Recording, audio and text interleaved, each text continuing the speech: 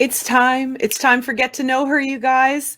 I am your host, Monica Graves. Today, I am not 52. Oh, I'm not 52 yet. That's coming up in August, but I am not in my 50s. I am my 14-year-old self because I'm interviewing an incredible woman who has meant so much to me over the years, made a big, big impression on me as a 14-year-old girl and all through high school.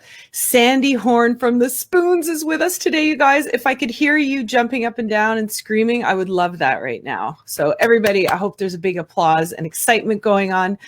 It's going to be a great, great conversation. I'm really excited to talk to her about the 80s and what it was like for her at that time, being a young woman coming up in music. I mean, it feels like yesterday, but it was a long time ago, and things were certainly not like they are today. So it's going to be really great. Plus, she's Canadian. Can you imagine being a Canadian musician in that new wave genre in the 80s? I can't even imagine. So get ready for that. Before we start, guys, look at my jacket. I love my outfit today, I have to tell you. Brenda Badome is the designer of this beautiful jacket, and you can get yourself one too. All you have to do is go to brendabadome.com. She is our official sponsor for the Get to Know Her show. Her clothing line is gorgeous, and if you use the coupon code Get to Know Her, you will actually get 21% off of your order.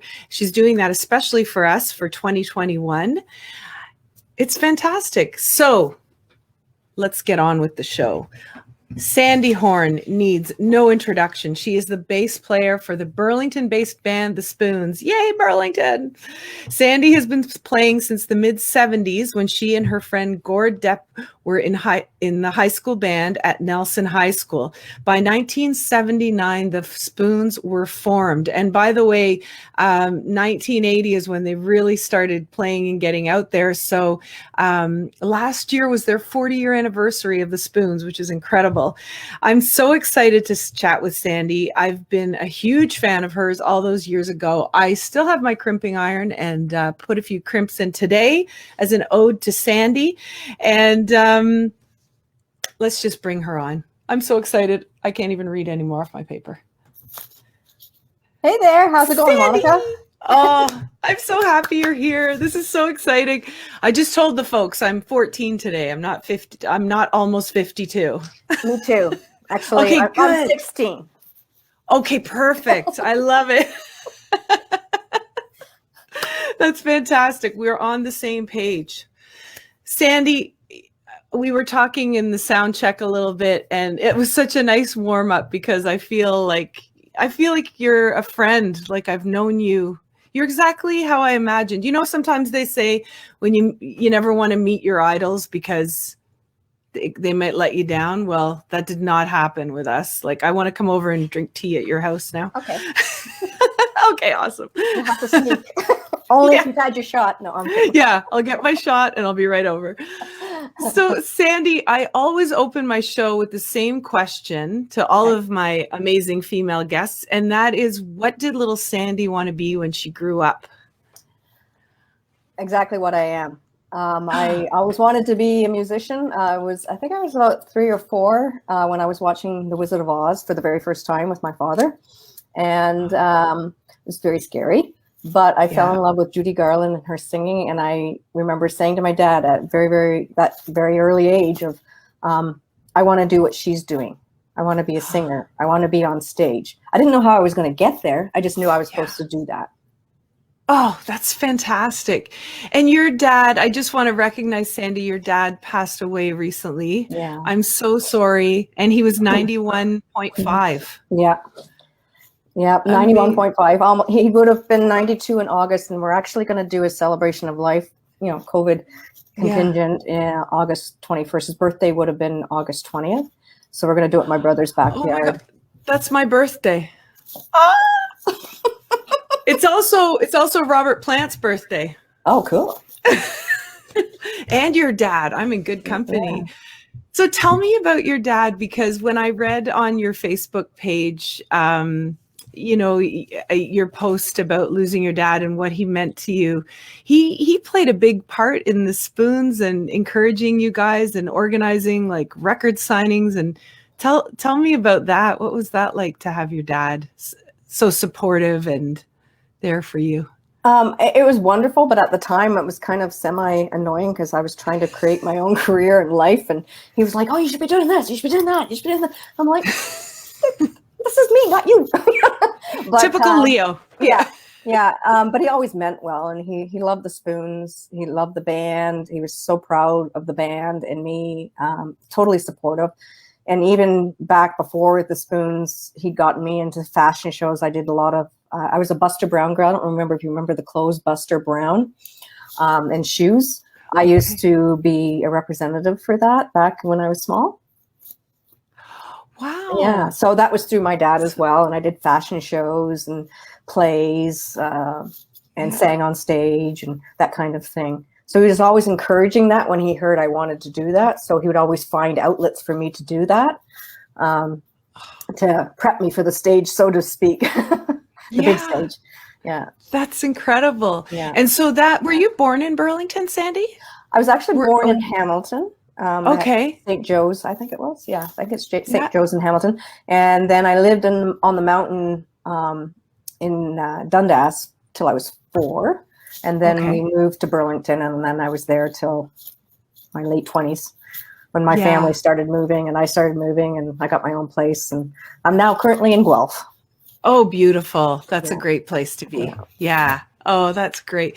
Yeah. So I'm so happy that you shared that about your dad, because it's so amazing when you have a supportive parent who stands by you and encourages your talent and where your interests lay. Like, it can form this amazing path. And it's so great. So tell us, let's go to high school now, because there's so much I want to talk to you about. And I'm like, we're going to jump to high school now. So I might have to do this in 2 segments. yeah, I know. I'm so happy. I'm like, we're going to have you back. We haven't even finished the first one. So high school for you, you went to Nelson? No. Oh, no, you weren't at Nelson, but you weren't at Nelson. Oh, Rob Bruce went to Nelson. Gordon and I and Brett Wickens, the original keyboard player, went to Aldershot. Oh, you guys went to Aldershot. Okay. And Rob was following us because we were doing local shows in Burlington, and we did a show at the Burlington Library in one of their halls in the basement. And Rob came to that, and he was enthralled with us. And then when Brett Wickens decided he wanted to be a painting artist and move to England, he left the band, and Rob joined the band. Okay, right. So Brett was with us for almost a year. Okay. So tell us how the band came together. Well, it started off actually with Gordon and I in high school. I played trumpet, he played sax, and we were in the high school band together. And on a trip to Arnprior, Ontario, where you used to billet the bands, like the bands would go play to another high school and that forth. On the bus, I had already started playing acoustic guitar on my own. And Gordon was in the back with his acoustic guitar, and I brought mine, and I'm in the front with the girls doing, country songs and Olivia Newton-John and that kind of thing. My favorite. I love her. And anyway, so eventually the guitars made it to the back of the bus where Gord was hanging out with the guys doing Robert Fripp and Genesis riffs and all this stuff. And he hadn't really spoken to me, though we sat beside each other in the orchestra. He was first sax and I was third trumpet, and because I'm 2 grades below him, I was only in grade 10 at the time. Okay. He said, "Here, play these parts, or play the root notes on these 4 lower strings, which are the thicker strings on the acoustic guitar. It's basically the bass, but thicker on an actual bass guitar. But basically, the notes are in the same place. I can do more things." And so I did, and we played all the way there. And the drummer in the high school band, Gary Kennett, and Gord, decided, "Hey, we need a bass player. Do you want to join our band?" And at that time, it was called Impulse, and it was a cover band. And Gordon wasn't singing. I didn't even know he could sing until we formed Trist, which came after Impulse. Okay. So I was hired as a backup singer and bass player. And we practice in the sound shop in Burlington, which is a music store in the basement, because both Gary and Gord worked there after school, selling musical instruments and cleaning or whatever they were doing. Yeah. And because after the store had closed, we rehearsed from 9 till midnight or whatever. I got to play any bass I wanted to figure out which is the better bass to have for me. So I got to, rather than buy a bass, go, oh, well, I got to sell this and get a better one. I actually went right for a Gibson Grabber and right off the top. So after we won a Battle of the Bands, about 6 weeks after I joined the band, I bought my first bass. Oh, that's great. Now, is it true that bass was stolen? Yeah. Oh. And then the next bass I had was a Mustang, Fender Mustang bass. And it was short scale. The intonation wasn't the greatest on it, but it was really cute and small and kind of fun to play. And then on after a show at the Edge in Toronto, Gord and Rob were in Gord's Chrysler hatchback, something or other. And I was in my hot car with the drums and amplifiers because I had a station wagon at the time. And Gord and Rob got hit from behind on the highway and spun out. And they said it was like slow motion, but it opened the hatch. And my bass was on top, and it spun across the highway in the case and landed on its face. No. And the strings went into the neck of the bass. So they were literally implanted inside the neck. Oh my God. That's awful. Yeah. So then the next bass I got was a Kramer metal neck, which I didn't really like. And then when we met up with Nile Rodgers to do the Talkback and Tunnel Lies Romantic Traffic songs and LPs and so forth, Niall says, do you like that bass? And I went, no, I don't. And he says, well, you got to try this Spectre. This is what Bernard Edwards is using. So we went over to Steve's Music because we were recording at Sound Interchange in Toronto. And rented out a black Spectre, which I didn't really want a black Spectre. I wanted a white one. So I had to order one. So I've been playing Spectre ever since. Yeah. They're handmade from New York. Beautiful. Yeah. Wow. I can't believe, I mean. My journeys of my basses. And then the other question is, people always ask me, do you name your instruments? And I also name my car. So yes, they all have names. Yeah? Yeah. I guess it's a girly thing. It's a cool thing. So what's your bass's name right now? Do you have more than one? I have several, yes. I have a stand-up bass. It's an electric stand-up bass. It's an NS, and it's called Stanley. Because I really like Stanley Clark. I've met him, the bass player, and he plays the most amazing stand-up bass. So I call my stand-up bass Stanley. Love it. And then, let's see, I've got a black Ibanez fretless, which is called Ebony. And I have my white Spectre, which is actually not white, it's pearl. So that's Pearl. And then I have another Spectre bass with a curly maple finish. So I call that one Curly or Woody. Oh, that's great. I love it. And so when you're playing live, Sandy, do they know which guitar you refer? Like, will you say, pass me Curly or pass me? Well, I don't, but a lot of people will say, oh, you'll see it on Facebook or whatever. Oh, I saw her change from Pearl to Curly. Okay. That's so great. I love that. Oh man. So I have to share with you, obviously, I went to Blakelock High School, and some of the people who are watching right now also went there and remember you. And you were such a big influence, like in two sections of my high school world. So number one was as a young girl in Oakville, just being in this like new wave era and seeing this really cool girl in an all guys band was just so amazing.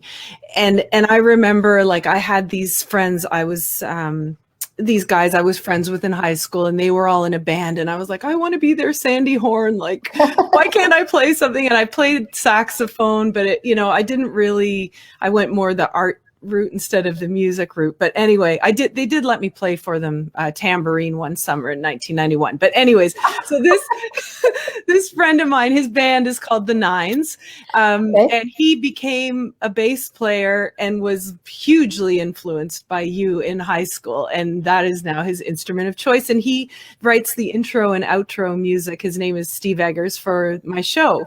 Oh, wow, So nice. yeah, so it's really cool. So you've definitely influenced a lot of people.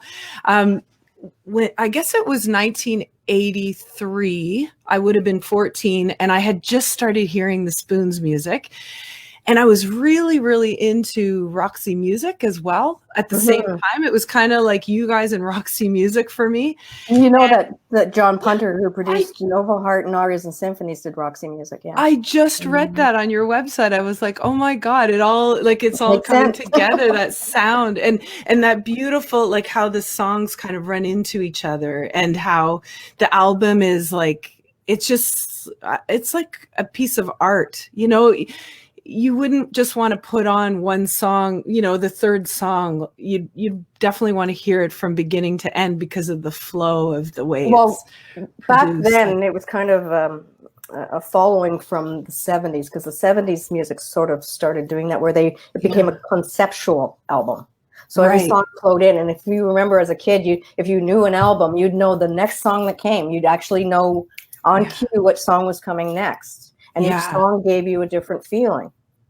It sure did. It did. And you know, when I listen to your music, like those older songs now at the age I am, it's so jam-packed with wisdom. Like it's like you guys were, you know, you were kids writing music that speaks to us today. Yeah. It's fascinating to me. It's so magical. I think some of it came from the influences, starting from Gord, especially because he listened to a lot of what you call alternative or prog music style back in the 70s, being the early Genesis, Van de Graaff Generator, Robert Fripp, all those kind of bizarre, long, epic songs. So the band in between Spoons was called Tryst. It was very self-indulged in the basement, because all we do is write these songs that went on for hours. Right. It was just one song flowed right into the next, and it was just one big long song. And it was even our friends were saying, well, you know, it sounds really good and stuff, but we're having a hard time following it because you just keep changing. So we then took the best of the bits from that and started formulating songs that were 3-4 minutes long. And that's how we were able to formulate the Spoons. Yeah. So fascinating. So I have to share another quick story with you. So in 1983, I was a big Hall & Oates fan too. And I don't know if you were like this, Sandy, but I was like, I always wanted to, I wanted to feel the power of the male lead singer, because it was mostly men, right? Like I was so and I wanted their hair, I wanted their jackets, I wanted to stand the way they did. Like I like the male energy. So I remember being like 14 years old and deciding to get a body wave. Remember those? It was like a perm, but they called it a body wave because I wanted to have the Daryl Hall kind of hair. So I went and got Is that the feather look? Yeah, like the feather kind of. Yeah. And I didn't work on my hair. I don't know what happened, but it just wouldn't work on mine. Oh, I'm so happy you had your hair the way you did, because I look back now at these pictures, I'm like, what was I thinking with that short? But so I had this hair. So I went to get this body wave, and it was a friend of my mom's. It was in the lady's basement, right? Her name was Maria. She was lovely, but she gave me a perm. So I had this like crazy curls right tight to the top of my head. I was so upset. Didn't know what to do. I go to Magic Cuts in Oakville, and I see this really cool girl, and I'm like, I want her to cut my hair and fix this problem. So I get to her station, I sit down, and there's this gorgeous guy, a picture on her haircutting station. I go, oh my God, who's that guy? She goes, oh, that's Rob Pruce from the Spoons. And I go, cut my hair like him. So I never had your hair. I had Rob's hair. And she gave me a rat tail too. I was going to ask you if you ever did my poodle cut, because I had this cut that I called the poodle cut, which I really didn't like. But then I found out all these young girls were doing it. I'm like, oh no. And it was all curly on top and straight on the bottom. Do you remember that one? I remember that one. I love that. And I couldn't wait for it to grow out. I could not wait for it to grow out. And in fact, it wasn't growing fast enough. So for the first time in my life, I had extensions and put braids on it. And then when the perm broke, it wasn't so strong. Yeah. That's when I started spiking out like the porcupine. And that's where you saw me in Romantic Traffic and Tunnel Lies, where it's like porcupine-ish with the long braids. So yeah. Oh, that's so great. Oh like, my I God. gotta fix this. I can't be a poodle any longer. But no one would have known because you looked fabulous. You had the hair, the makeup, the studio, you had the attitude, the confidence. Yeah, it's fantastic. So that was something I wanted to ask you about as well. This morning, I was going through some of the older interviews, and one of the things, first of all, that I find is I'm so happy to have like this time with you today, because I'm like, why has nobody sat down with Sandy Horne for a couple hours and talked to her? Like, she's amazing. So I'm finding all these little snippets of you right throughout. And so there was one interview, and it was from Much Music, and I think it was with I can't remember her name now, Moses Znaimer's niece, Ziggy. Was it? Yeah. And so right. So she's interviewing you and Gord. And before the interview starts, she says, I am interviewing the biggest sex symbol in Canada, in the Canadian music scene, Sandy Horne. And she doesn't even know it. And I'm like, this is what you're focusing on? Like, you've got this brilliant bass player here. She's beautiful. Gord, we love her. But why are you even going there with the sex symbol? Like, and I thought that it was off-putting listening to it today, whereas in the 80s I would have heard that and I wouldn't have even given it a second thought, because that's how people. So I wanted to know, for you, woman to woman, what was that like in the 80s, like being in this all guys band, feeling great? I mean, you had this like amazing brotherhood. I know you and Gord dated, but you kept your friendship going. You had this, they're like your brothers. Such a beautiful thing happening there. And then you've got like people who are referring to you as a sex symbol, and does she even really play, and she's the pretty one, and like, what was that like? It was semi-annoying at times. But it was also the era, so you kind of had to try gracefully to break through that mold without, trying to come off, I don't know, boyish or whatever, to do the wrong thing. I mean, I could have gone the route of going the sex symbol. I mean, the record company did refer, you could do this and you become that and do what Madonna's doing. And I'm like, but that's not me. I don't dress that way. I don't have that personality that way. It just doesn't work with me with the bass. And the band was always wonderful. I mean, they never looked at it, oh, she's a girl in the band. In fact, they'd forget I was the girl in the band, and they'd do the guy talk, and I'd be like, right here, guys. Because there's the bantering that the guys do, anyway. So the band and the crew were never like that. But within the industry, I did get a lot of slams. I got people saying, oh, well, she doesn't play the bass in the studio. She has somebody else comes in and does the parts, and then she just plays live. And I'm like, well, if I'm playing it live, wouldn't I be playing it in the studio? Yeah. And I wrote my own parts. And I co-wrote a lot of the songs. But whatever you want to think, go ahead. And, one time I was playing somewhere, and this guy came up to me and said, you're more than just a Tootsie Roll. You're a Tootsie Roll that plays bass. Wow. Yeah. And I was like, wow, okay, see you later. Bye. No. Oh, my God. I'm a Tootsie Roll. Okay, great. All right. That's so, great. Nowadays, I mean, there's so many strong female performers out there, whether it's on drums, whether it's on bass, guitar, you name it. There's so many now strong girls. And it took myself and others, like Tina Weymouth and Carol Kane and so forth, to be the standing platform, I guess, to rise up so other ladies could rise up, Definitely. There always has to be those that start it, right? Yeah, so I guess that's who I am. I love it. I didn't even do it on purpose. It was a complete accident. I never went, I'm going to grow up and be a bass player. No, that was basically handed to me, Wow. I was like, okay, I'm going to play bass. what is bass? What does the bass do? And then I had to start listening to music and go, what part of that song is the bass? Oh, there it is. I can figure out, okay, now how do I learn that part? Because it wasn't out on sheet music, so you had to do all by ear. Yeah. Yeah. That's great. Well, you worked so hard at it.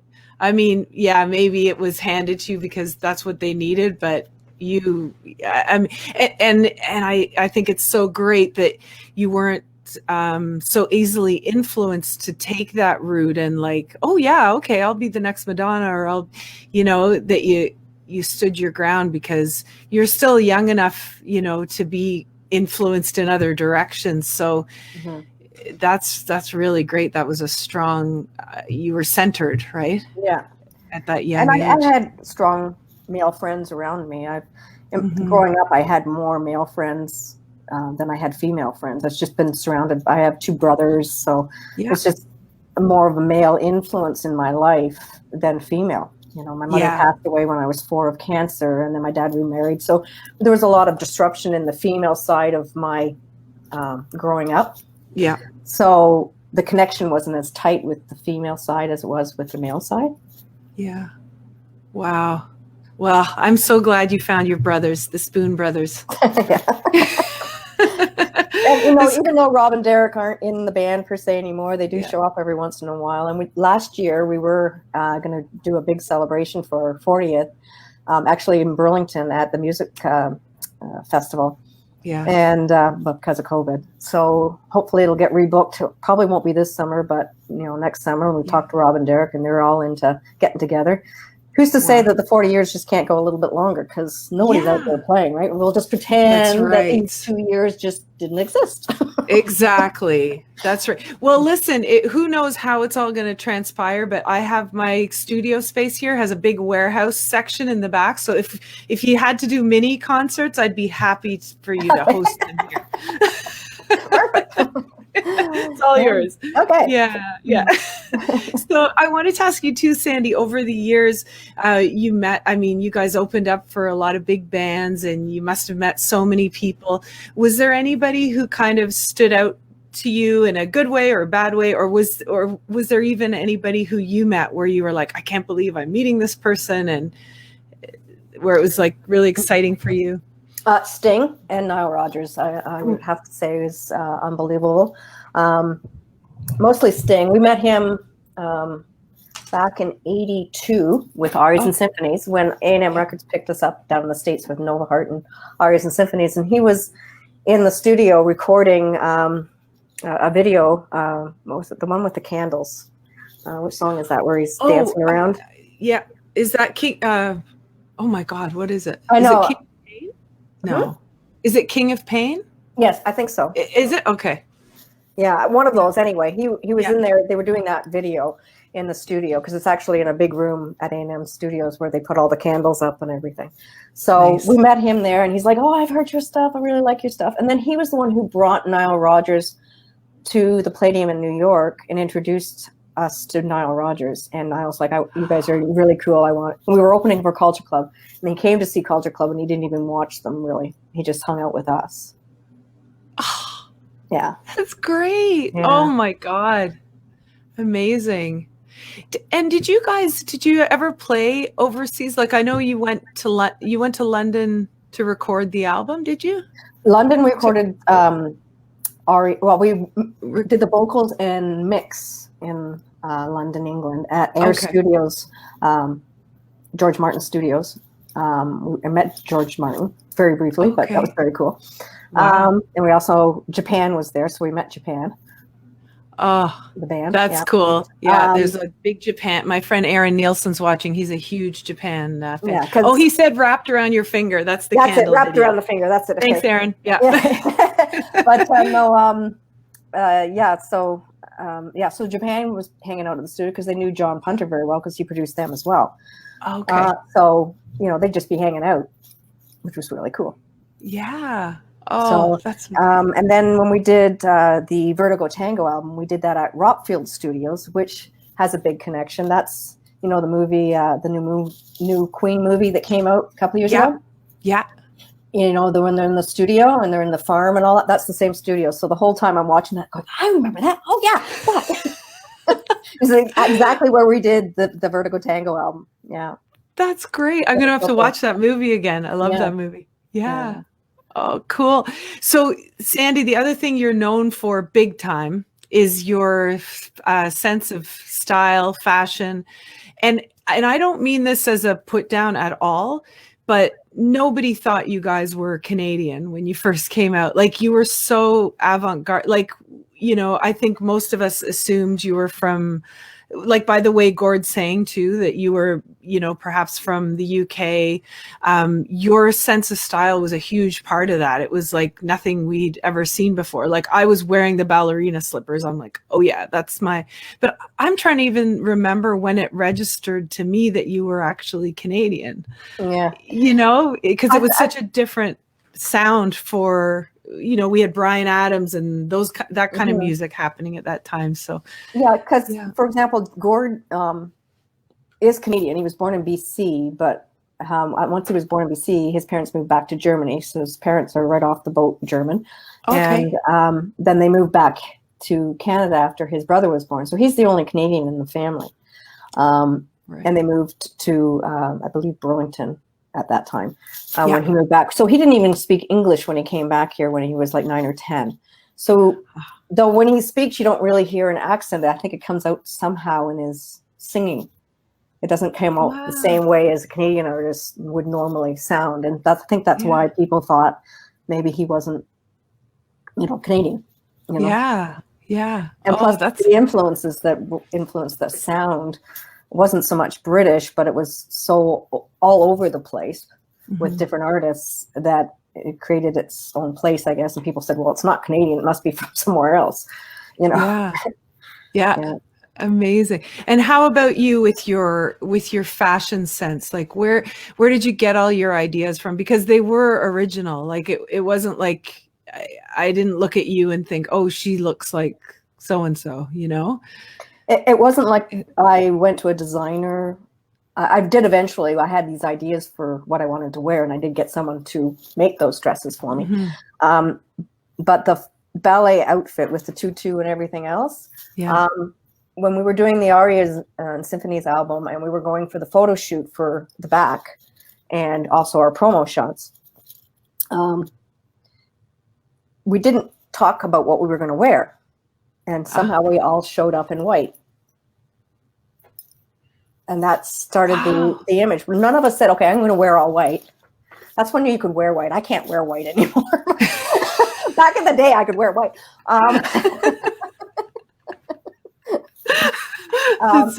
But as far as the ballet goes, there's a little part of me as a child, because you have to have certain feet to be a ballerina. Right. Take it seriously. And I did take it up. And I had a very strict ballet teacher that was, banging my back and hitting my butt and touching my legs and pulling this and pulling that. And she just finally said, you don't have the feet for this. So really, it's kind of crushed my ballet. So I said, what, I'm going to pretend I'm a ballerina anyway.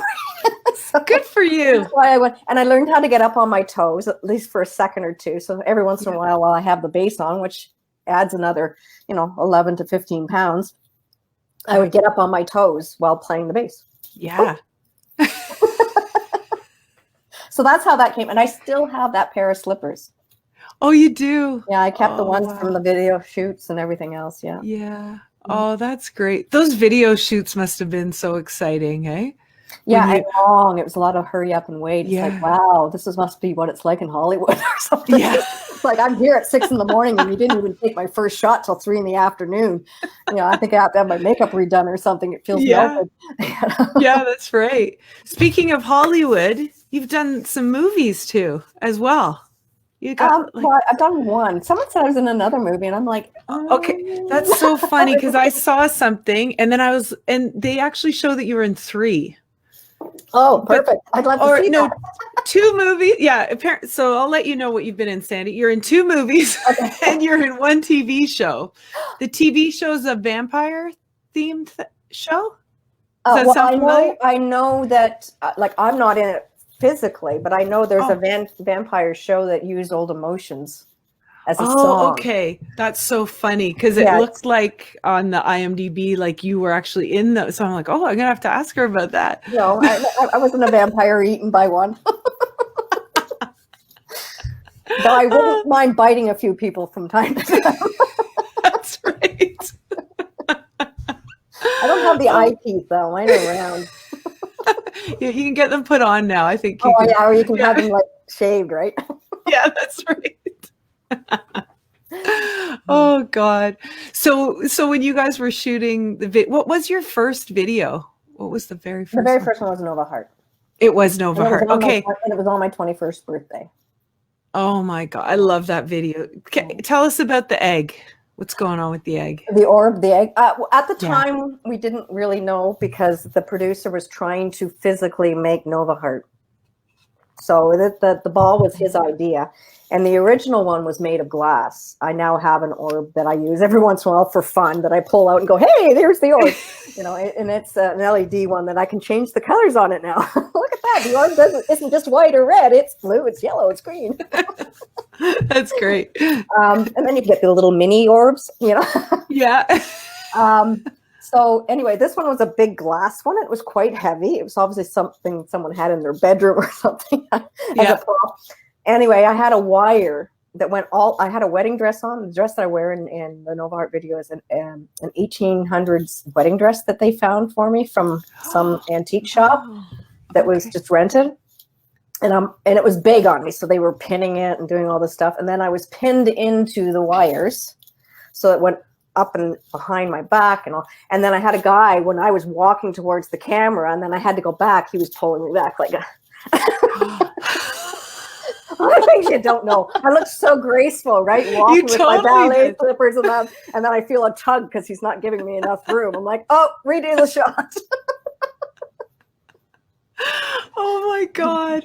That's so fun. That's such a great video. I love that video. And when the guys all come to when you're on the bed and you've got the glowing, it's like, is it a diary or I'm trying to remember now. It's just a book that's lighting because it's just a dead book, like somebody's old dead book.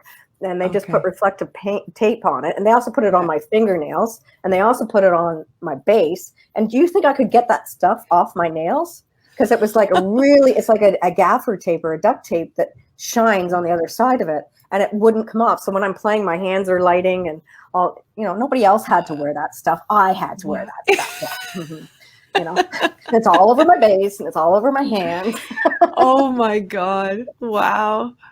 That's so funny. Yeah.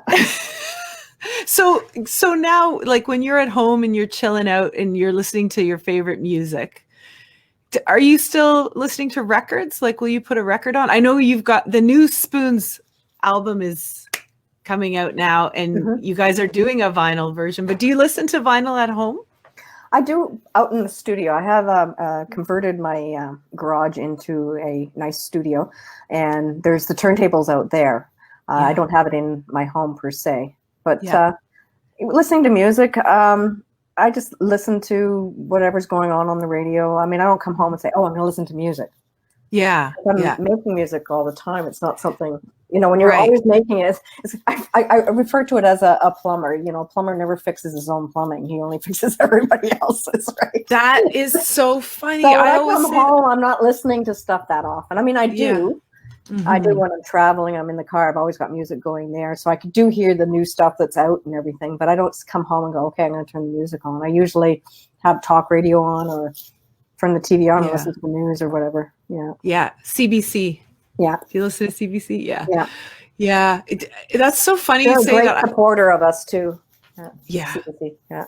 That's so great. Yeah, it's a great, that just reminds, when I hear the intro music to As It Happens, I get hungry because it reminds me of, that was the time dinner was going to be on the table. Yeah. That's funny what you say about the plumber. I always say that as well with my jewelry. I say, I'm like the carpenter with no kitchen cupboard doors. I never, I've got jewels on today, but my collection is terrible compared to... I know exactly what you mean. Yeah, so funny.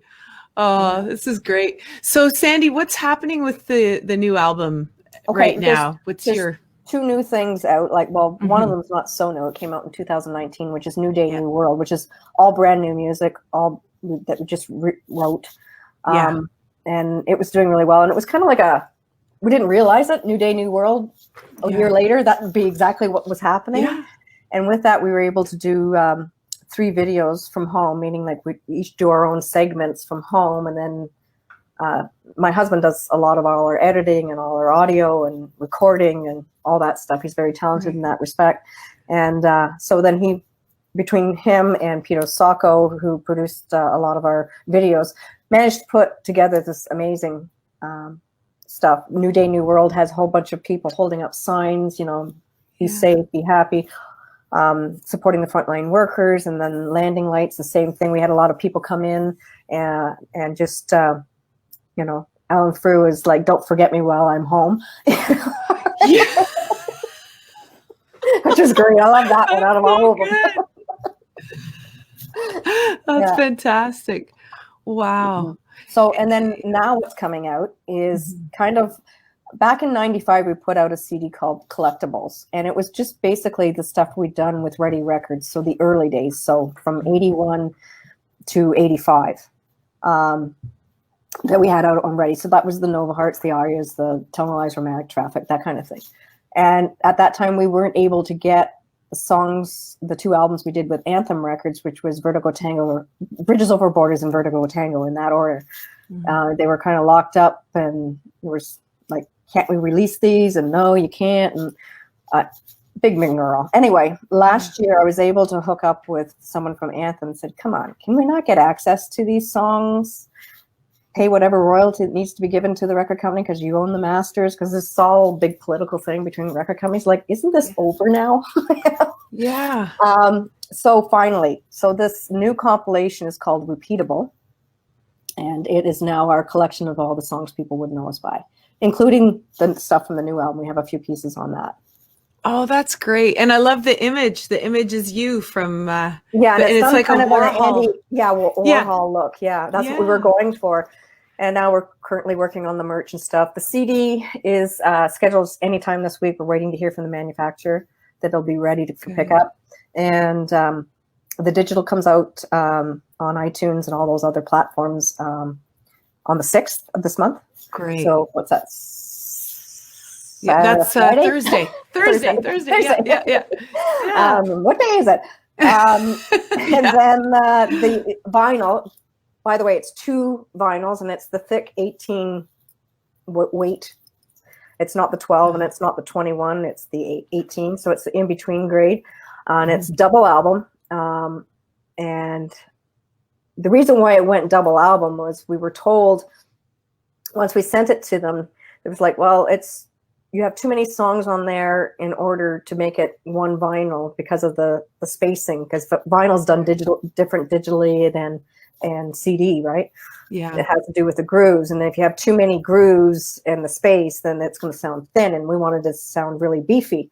So it was like, either you cut songs, which we didn't want to do, or we go to vinyls. So it's a double vinyl. So it actually has more stuff on it now, because this all happened after the CD was already in production and everything. We found out that the vinyl wasn't going to work. So the vinyl actually is going to be different than the CD. Oh, that's amazing. More songs on it, because if we're going to go double vinyl, we can put more songs on it. Yeah, that's perfect. I want to get that. Do I get a big Spoons poster inside the?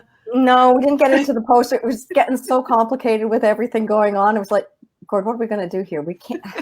When are we going to stop adding stuff to this? Because it's never going to get out. Because there's already a 6 to 8 week turnaround once you have everything.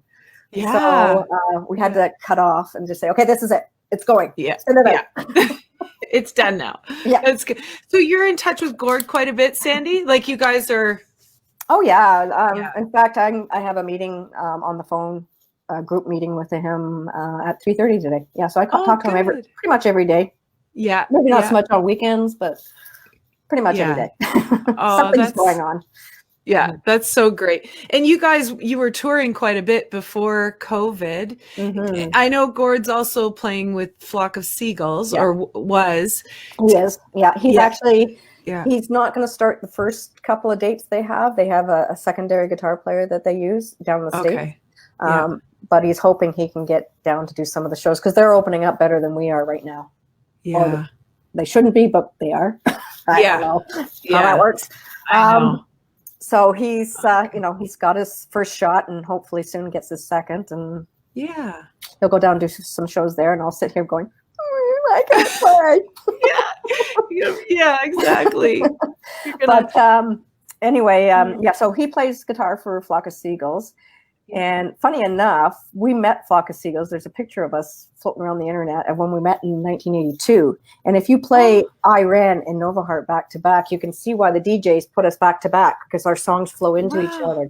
And I ran and I'll sleep in your Nova Heart. Right? So totally. They totally run into each other. And when you listen to them, you can all hear an influence. Even though we didn't know each other, there's a huge recognition of the two songs. Together. Anyway, so amazing. it was about 5 or 6 years ago. We did a show at Classic Bowl for Ronald McDonald House, and Flock of Seagulls were there. And Mike Score was really impressed with Gord and said, "Hey, do you want to play guitar on the side for us?" So he joined them.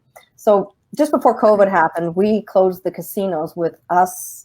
Men Without Hats and Flock of Seagulls. We toured across the western part of Canada and we closed the casinos just as COVID happened. And there were sellout shows. We're like, oh my God, this is sellout shows.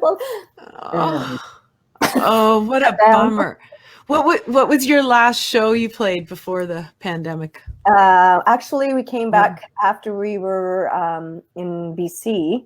And the following weekend, we were in Oshawa. And that was our last show. Yeah, the music hall. Yeah. Wow. But that wasn't necessarily the last show. It was the last show before COVID.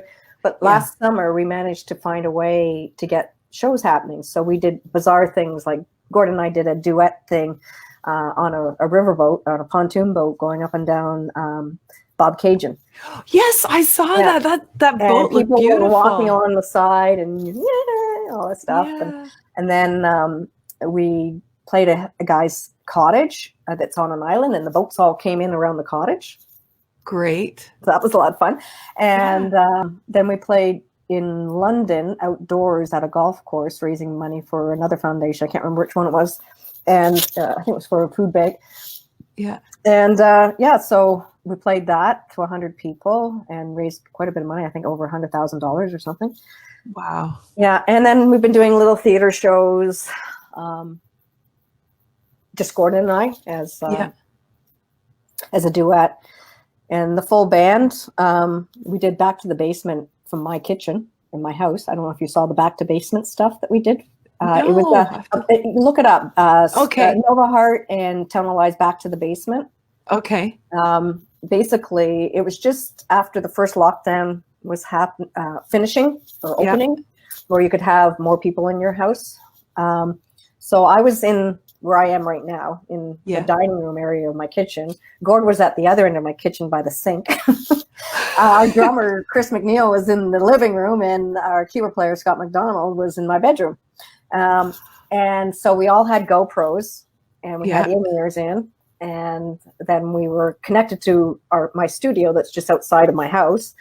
Right. And we recorded live, and my daughter came through with the camera moving like through the house. So it was like someone was moving through the house and you're hearing the song and stuff.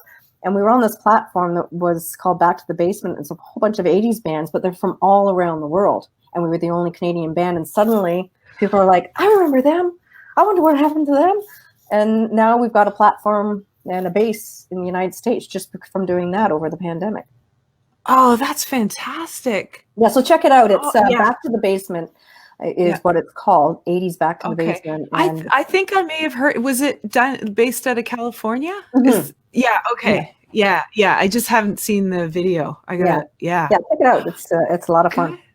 Yeah, and Tell No Lies, funny enough, didn't actually make that part of the Back to the Basement, but we released it on our own. And it's really funny because we start the song and our drummer messes up because Gordon said, let's cut the first chorus in half. So we get to the first chorus and he forgets. And so we're training it, so we have to stop, right? And Gord's like, calling our drummer names and what the heck are you doing in a joking way, and then we start all over again. So people get to see the reality of it's not always perfect. Right. No. It generally never is. Oh, that's so great. I'm so happy. And I love, you know what I love too? I love listening to you talk about today and how it's going for you guys. And, you've got all this enthusiasm and energy about it. Like, that just stopping music would never happen in your lifetime. Yeah. Well, we tried our best. It's really hard. To be honest with you, I talked to so many friends. We've lost a few friends, unfortunately, to suicide over this pandemic. It's really rough. And family members, I lost my father, but that had nothing to do with COVID. It just had to do with age. And Scott McDonald lost his mother, our keyboard player, during this time. So many people I know, for one reason or another, have lost so many people in the last year and a bit. But we're trying to find ways to keep things going and keep things up and alive. And we have other artists think, how are you guys doing this? How are you keeping yourself out there going? And it's just just make it up as you go, don't expect it to come to you. You've got to invent it yourself. Yeah. Good for you. I think that is the key thing with this pandemic. It's like, we have to reinvent ourselves and do things that we, never imagine, and not be afraid of the technology, you have this idea, you have the creativity, you've got a network of people around you who can support you. So let's do this video. Let's get everybody in the house. Let's figure it out. Right. That's so great. I'm glad to hear, because it is tough. I mean, losing people is hard enough, and then not being able to say goodbye in a way that's meaningful, or it's heartbreaking. It doesn't matter. It's awful. For an example is, my father was in a home, a nursing home.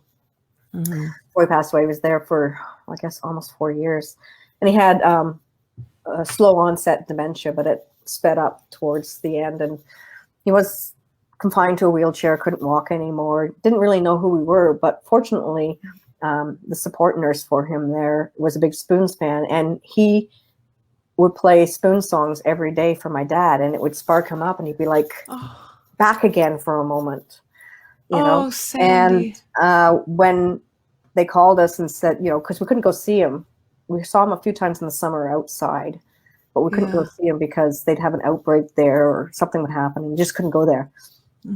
So we kind of lost touch with all of us. And when we heard that he was failing, they suddenly opened it up, and we didn't have to have a COVID test. We didn't have anything. We could all go in one at a time. And I'm like, so he's not even with us anymore mentally, and now we can just go in and say goodbye. But prior to that, I couldn't go see him. But once he was palliative, it was so heart-wrenching. But it's how they had to handle it, I guess, because then people would be coming and going all the time, right? So. Yeah, that's right. I know. Did you ever think we'd be witnessing this? No. Unbelievable. Yeah. And will it go away? Yeah. I was thinking that too. I'm like, are people gonna, kids who are born today? Yeah. Like little kids now, 5 years from now, are they going to be driving down the road and go, Mommy, what's that building? And Mommy's going to say, that's a library. People used to come together in one building and study and read books. What? What's that old building? That's a school. Kids used to go to school there all together. Really? And we had friends. I know, it's crazy. So how we're talking about how you wrote these profound lyrics, and it's talking to us today, and even the 2019 album New Day, New World, you didn't know there was a pandemic coming, and here you are. So I found this thing. It was on Facebook, but it looked legitimate. It was an Archie comic, and it was it said, Betty Goes to School 2021, and the cartoon came out in 1977, and her mom saying, Betty, hurry up, school's going to start in 30 seconds, or no, school's going to start soon. And she goes, Mom, I still have 30 seconds to get to school. And then they show Betty's computer where she's going to go to school, and I'm like, oh my God. Yeah, I don't What know. the hell? Like, I know so many people that have, young kids. Like, I can understand for high school and college and stuff, they would have the focus to stay online to some degree, I guess. Yeah. But these poor little kids, like in kindergarten and grade 1 and grade 2 and grade 3 and 4, like, Yeah. how do you, it's so hard. Like, they're like, okay, I'm on for 10 minutes. Okay, I'm done now. I'm out. I got to go do something else, Yeah. Like, Yeah, and yet they're there's no supposed to way. stay on the platform. Horrible. What are you're supposed to strap your kid to the chair or something? Yeah, no, that's terrible. And you just think of like little kids that age, they're so, the socializing, it's so beautiful. They all want to hug each other, kiss each other. I love you. Like there's so much, they're not getting that with other children. It's, yeah, it's sad. Yeah. Well, I'm glad we did it all in the 80s, Sandy. Well, we're still doing it. We're still doing awesome things, but oh my God, if I was a teenager now, no, that would not be good. Yeah. Like my nephews are staying with us right now because their parents are international teachers in Dubai, and they turned 19 and they couldn't stay in the country anymore, and they didn't have a job or a contract, so they had to leave. Where were they going to go? So they're here with us, and they were going to go to college, and it's like what they want to go. They want to do video and film and so forth, and it's hands-on. You can't do it on computer. So they're just working part-time and doing whatever they can to survive. It's just crazy. Oh, it is crazy. Let's hope this vaccine works, and we can all get back to a better world than before. That's what the new world. New day. The new day. Oh, this is so awesome, Sandy. Can we talk all day long into the night?